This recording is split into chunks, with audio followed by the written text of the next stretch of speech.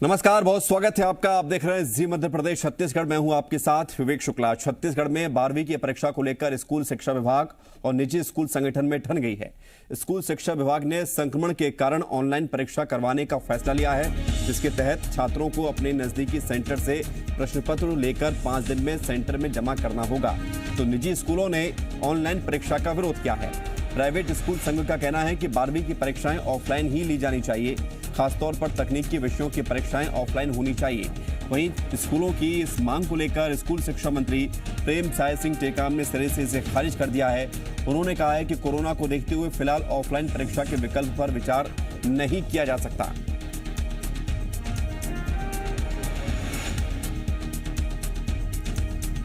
तो परीक्षा पर ही आर पार की स्थिति बनती हुई नजर आ रही है। छत्तीसगढ़ में 12वीं की परीक्षा होनी है, जिसको लेकर ये विवाद है। स्कूल शिक्षा विभाग ने ऑनलाइन एग्जाम का फैसला किया है। निजी स्कूल संगठनों ने इस पर एतराज जताया है। निजी स्कूल संगठन की मांग है कि ऑफलाइन से परीक्षाएं संपन्न कराई जाएं, लेकिन ये तर्क दिया गया है स्कूल शिक्षा विभाग के द्वारा कि इस समय में कोरोना के इस काल में ऑफलाइन एग्जाम संभव नहीं है।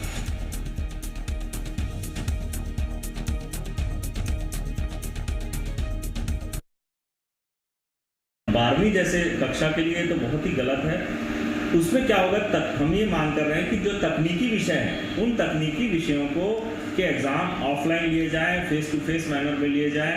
छात्र संख्या बहुत ज़्यादा नहीं है, पहला। दूसरा, चूंकि अब संक्रमण कम हो रहा है तो ये स्थिति अगले 1-2 महीने में हो जाएगी कि आप एग्ज़ाम लेने की स्थिति में आ जाएं। तीसरा, चूंकि ये तकनीक विषय है इसलिए जो बच्चे अच्छा पढ़ते हैं ये उनके साथ विश्वासघात के समान। सभी ने उसको माना, प्राइवेट हो चाहे आपके सरकारी स्कूल, सभी ने माना। तो वैसे ही कोरोना काल के समय में संकट की घड़ी है और संकट की घड़ी में बच्चों की परीक्षा किस तरह से दी जाए। ऑनलाइन की परीक्षा लेने की बात कही गई थी, लेकिन ऑनलाइन में कई जगह आपके टावर नहीं होते हैं, कई जगह मुश्किल होता है। और अभी कई तूफान आई, कई जगह की बिजली पोल टूट गए, बिजली बारिश हुई, तो ऐसे समय में कई दिक्कतें थी। रजनी ठाकुर जी मीडिया संवाददाता सीधे हमारे साथ जुड़ रही हैं राजधानी रायपुर से। उनसे बात करते हैं, जानकारी भी लेते हैं। रजनी, 12वीं की परीक्षा कराई जानी है। अभी सीबीएसई के में तो फैसला लिया जाना बाकी है, लेकिन राज्य स्तर की बोर्ड की परीक्षा को लेकर स्कूल संगठन, खासतौर से प्राइवेट स्कूल संगठन और शिक्षा विभाग आमने सामने स्थिति क्यों बन रही है? बीच राय क्यों नहीं हो पा रही है? जी विवेक, देखिए कोरोना का संकट है और बीते 2 साल से ये संकट है। इसको देखते हुए 10वीं की परीक्षाएं ऑनलाइन करवाई गई, उसके नतीजे भी जारी किए गए। ऑफलाइन परीक्षा को लेकर अभी स्थिति नहीं बन पा रही है, ऐसा स्कूल शिक्षा विभाग का मानना है। 12वीं की परीक्षाओं के लिए भी ऑनलाइन व्यवस्था ही अपनाई गई है, जिसके तहत 1 जून से लेकर 5 जून तक जो छात्र हैं वो प्रश्न पत्र लेंगे और उसके बाद 10 जून तक उनको प्रश्न पत्र जमा करना होगा। इस बात का विरोध निजी स्कूल संगठन कर रहे हैं। उनका कहना है कि 10वीं में बात अलग होती है, 10वीं के बाद जो छात्र है वो स्कूल में ही रहते हैं, लेकिन 12वीं की परीक्षा ज्यादा अहम होती है, क्योंकि 12वीं के बाद कॉलेज में दाखिला होता है। 12वीं के परसेंटेज का काफी वेटेज होता है, क्योंकि उससे अलग अलग स्ट्रीम में जो स्टूडेंट्स हैं वो अलग अलग अपने पसंदीदा कॉलेजेस में दाखिला ले सकते हैं। बिल्कुल इम्पोर्टेंस तो है रजनी, लेकिन समझना ये भी होगा कि अभी जो स्थिति बनी हुई है उसको लेकर क्या वाकई में ये स्थिति में है कि ऑफलाइन परीक्षा कराई जा सके। हमारे साथ राजीव गुप्ता जुड़ गए हैं, प्राइवेट स्कूल एसोसिएशन के आप अध्यक्ष हैं। राजीव गुप्ता जी, स्वागत आपका जी मध्य प्रदेश छत्तीसगढ़ में। ये टकराव की स्थिति क्यों बन रही है? आप क्यों चाहते हैं कि ऑफलाइन एग्जाम हो, जबकि स्थिति तो आप भी देख रहे हैं कि अभी बच्चों के लिए खतरा भी है, तीसरी लहर की भी आहट है, तो सरकार ने तो कुछ सोच विचार कर ही फैसला लिया होगा ना ऑनलाइन का। राजीव जी, आवाज मिल पा रही है आपको? हाँ, मैंने प्रश्न सुन लिया आपका। जवाब मेरी आवाज आ रही है? जी जी, बोलिए सर। देखिए, इसमें 2 चीजें हैं। एक तो जो स्टेट बोर्ड के राज्य सरकार ने डिसाइड किया कि आप क्वेश्चन पेपर ले जाइए, आंसर शीट ले जाइए और घर से करके आइए। एग्जाम की जो स्थिति है वो 2 ही तरीके से हो सकते हैं एग्जाम। या तो ये जो तरीका सरकार ने अपनाया है या ऑफलाइन मोड में फेस टू फेस जैसे रूटीन में एग्जाम होते थे उसको थोड़ा सा और नरम किया जा सकता था एग्जाम को। हमारी इसमें आपत्ति ये है कि अभी कोई बहुत देर नहीं हुई है। आप देखेंगे जो कॉलेज है, कॉलेज सारे के सारे 6 से 8 महीना लेट हो गए। पिछले साल कॉलेजों की एडमिशन 31 मार्च तक चलती रही। तो जब कोई नियम, उसमें बहुत ज्यादा नियम कड़े नहीं है, तो अभी इसमें और समय था। इसमें और जो बातें हो रही हैं, देखिए क्या है, सरकारें दावा कर रही है कि हमारे यहाँ संक्रमण कम हो रहा है। तो जब संक्रमण कम हो रहा है तो 12वीं की परीक्षा कम से कम ऑफलाइन, और हम सारे सब्जेक्ट के लिए नहीं बोल रहे हैं, हम सिर्फ 3 सब्जेक्ट जो टेक्निकल हैं, जैसे अगर आप बच्चा मैथ्स में कर रहा है 12वीं, तो मैथ्स, फिजिक्स, केमिस्ट्री, ये 3 सब्जेक्ट सिर्फ वो ले। क्या होता है जो 12वीं के एग्जाम रहते हैं, अब एक उदाहरण के लिए मैं बताऊं, जो 10वीं इन्होंने ऐसे ही जनरल प्रमोशन दे दिया असाइनमेंट के आधार पे, जनरल प्रमोशन ही मान सकते हैं उसको। अब वो बच्चा जो 11वीं गया, इस साल 11वीं जाएगा, उसने पूरे अपने जीवन में एक भी परीक्षा सीरियसली नहीं दी है। 8वीं तक उसका जनरल शिक्षा के अधिकार कानून में वो आगे बढ़ता गया, 9वीं उसका जनरल प्रमोशन हुआ, 10वीं इस साल उसको असाइनमेंट के आधार पे आगे बढ़ा दिया गया।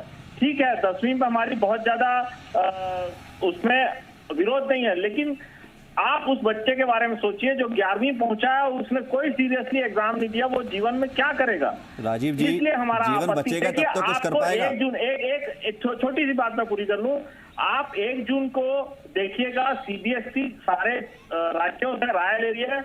जिस बात को मैं आज बोल रहा हूं, आज 5 दिन पहले सीबीएसई उसी लाइन पे ऑर्डर करेगी, मैं आज आपको बता रहा हूं।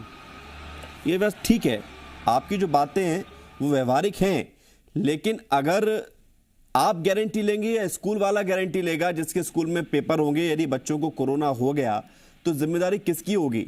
बचना तो यही है ना कि कोरोना से बच्चों को बचाएं और खुद भी बचकर रहें।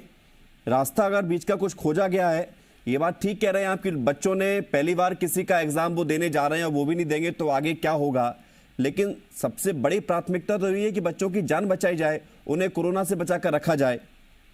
राजीव जी, हमने सिर्फ एग्जाम लेने की बात ही नहीं की, हमने राज्य सरकार से भी मांग की है कि एग्जाम देने से पहले जिन जिन बच्चों के पास 12वीं कक्षा का एडमिट कार्ड है उन सबको टीकाकरण कर दिया जाए। हम सिर्फ दोनों विषय है, दोनों हम बच्चों के जान माल के लिए भी सोच रहे हैं। टीकाकरण अभी हर कोई बच्चा, जरूरी नहीं है कि वो 12वीं क्लास में 18 प्लस का हो, 17 साल में भी बच्चे 12वीं कर लेते हैं, सरकार 16 साल में भी कर लेते हैं कभी कभी। तो आप उनको वैक्सीनेट कैसे करा देंगे? आमतौर पे दूसरी चीज मैं जो और मेरा एक इसमें राय है, देखिए क्या है, कोरोना संक्रमण की जो स्थिति है वो कोई नहीं बता पा रहा है कि क्या होगा आगे जाके। अब अगर इनकी ही बात मान ले, सरकार की बात मान ले, बाकी सारी लोगों की बात मान ले, तो उनका ये तर्क है कि अब हमको इसी के साथ जीना है। अगर हमको इसी के साथ जीना है तो क्यों ना ऐसा रास्ता निकाला जाए जिससे कोरोना, बिल्कुल बात ठीक है कि रास्ता कुछ ऐसा निकलना चाहिए। राजीव जी, शुक्रिया आपका, और रास्ता कुछ ऐसा निकले ताकि परीक्षा भी हो, सही मूल्यांकन भी हो, आंकलन भी हो, बच्चों को अपने बारे में पता भी चले। रजनी हमारे साथ लगातार बनी हुई है। रजनी, चूंकि स्थिति अगर दूसरे लिहाज से देखें तो ठीक लगती है, लेकिन हमें वर्तमान की परिस्थिति को देखना होगा। अब बात ये निकलकर सामने आ रही है कि बच्चों को वैक्सीनेट कर दिया जाए। अब बच्चों की उम्र क्या है, यहाँ तो अभी वैक्सीनेशन को लेकर सियासत हो रही है, वैक्सीन ही नहीं मिल पा रही है, जो एलिजिबल हैं उनको वैक्सीन नहीं मिल पा रही है, बच्चों को वैक्सीन कैसे मिलेगी, किसने उसको प्रूफ किया है, ये सारे सवाल हैं। तो प्रैक्टिकल बात कम हो रही है। रजनी जी बिल्कुल, देखिए बहुत ही असमंजस की स्थिति है, क्योंकि स्कूल एसोसिएशन जिस बात को लेकर यहाँ पर विरोध कर रहा है ऑनलाइन परीक्षा का, वो बात भी अपनी जगह सही है, लेकिन ये वक्त अलग है, कोरोना का संकट है। ऐसे में सबसे पहली प्राथमिकता यही है कि अगर परीक्षाएं होती भी हैं तो बच्चों को संक्रमण से बचाया जाए और उसके बाद परीक्षाओं पर विचार किया जाए। और इसी बात को ध्यान में रखकर स्कूल शिक्षा विभाग ने ऑनलाइन परीक्षा की बात कही है। लेकिन प्राइवेट स्कूल एसोसिएशन का जो तर्क है, या मुख्यमंत्री से जो उन्होंने मांग की है कि जो तकनीकी विषय हैं कम से कम उनकी परीक्षा ही करा दी जाए, इस पर विचार जरूर किया जा सकता है। क्योंकि जब 10वीं की भी परीक्षाएं हुई थी तो प्रैक्टिकल एग्जाम्स के लिए बच्चों को स्कूल जाना पड़ा था, और उस समय भी ये इस बात का ध्यान रखा गया था कि संक्रमण ना बढ़े। तो इस बात को अगर स्कूल शिक्षा विभाग संज्ञान में लेता है तो सबसे पहली प्राथमिकता यही रहेगी कि सुरक्षित कैसे रहें बच्चे और इस सुरक्षा के बीच उनके एग्जाम्स कैसे कराया जाए। अगर ऑफलाइन कोई एग्जाम होता भी है तो कम से कम विषय, ऐसे विषय जिनमें तकनीकी दिक्कतें हैं और जिनकी परीक्षाएं ऑफलाइन होनी बिल्कुल, जो मेन स्ट्रीम वाले सब्जेक्ट्स हैं उनके यदि एग्जाम होते हैं ऑफलाइन मोड में कर रहे थे तो उससे सही मूल्यांकन भी हो पाएगा रजनी। लेकिन सवाल यही है जो घूम फिर कर निकल कर सामने आता है कि कौन अपने बच्चों को एग्जाम सेंटर पर भेजेगा और कौन पेरेंट्स चाहेगा कि उसका बच्चा खतरे में परीक्षा दे, क्योंकि अभी कोरोना खत्म नहीं हुआ है, कम जरूर हुआ है। शुक्रिया आपका रजनी जानकारी के लिए और हमारे साथ जुड़ने के लिए।